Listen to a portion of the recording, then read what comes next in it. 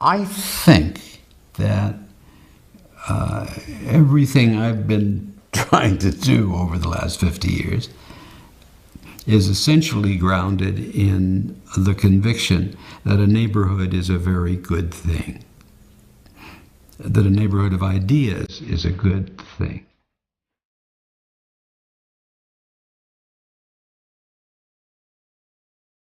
I was born and grew up in St. Paul, Minnesota.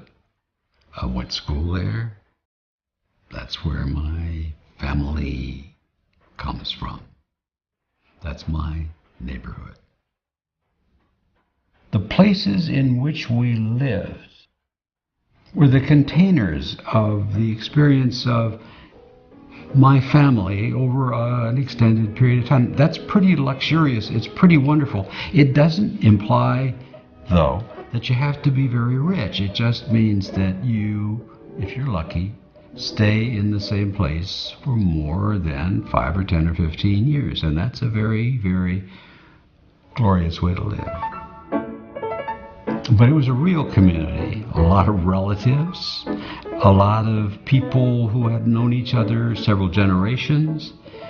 The expectations of honorable behavior were strong, and the sense that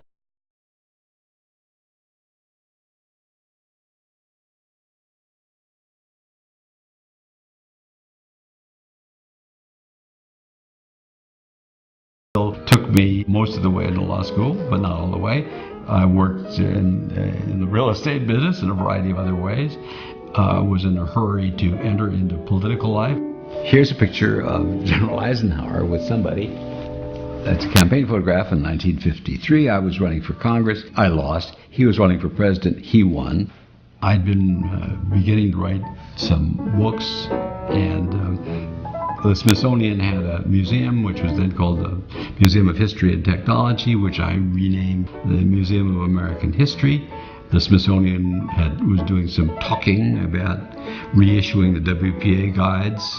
I thought that was a good idea. I also thought it was a good idea to start a whole new process of place-based history writing, and we did 12 volumes of the Smithsonian Guide to Historic America, out of which came a couple of other books, a book called Greek Revival America, and a television series or two, Rediscovering America, on the Discovery Channel, came out of that. Combined, as you might imagine, of Eastern... So did a series of books about architects and clients and communities.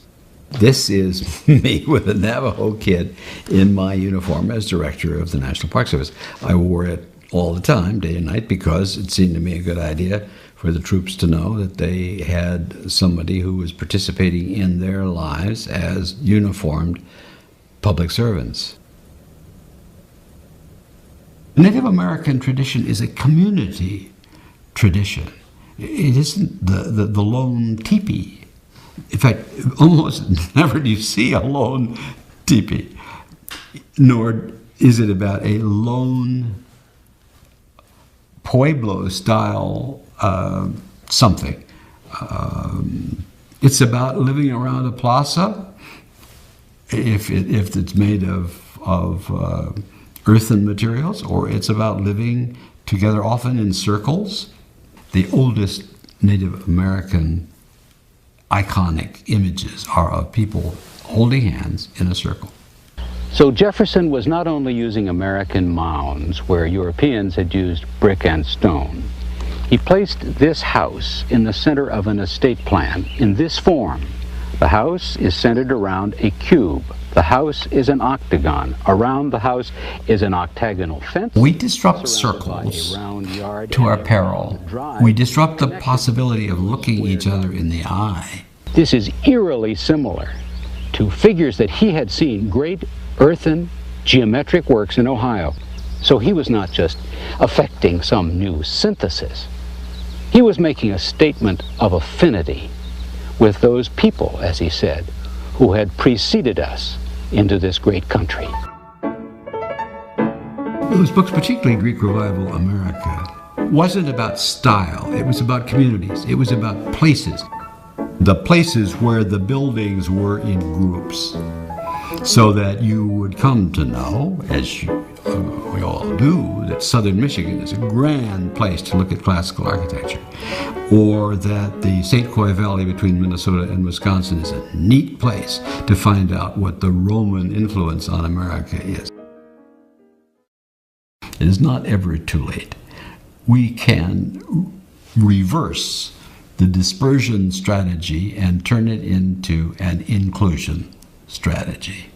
We can deliberately use the power of planning and subsidy to increase infill, to increase density, to produce decent mass transit. We're working at all of this, but we just need to be a little bit bolder. So we're on notice that we had better take responsibility for our communities. We're on notice that planning has to be bigger than the neighborhood. We have the capacity as human beings to take charge of our destiny. Not all of it. There'll be happenstance, there will be disaster, but we can anticipate better, take responsibility better, assess our circumstances better, and go ahead and act together. We pray, many of us, every day to live as harmoniously as we can with what Abraham Lincoln called our better angels. The pursuit of happiness in a group is getting together in ways with others in which we make it likelier that each of us can be most fully ourselves. It's an active endeavor to seek after ourselves while the better angels sing quietly in the background.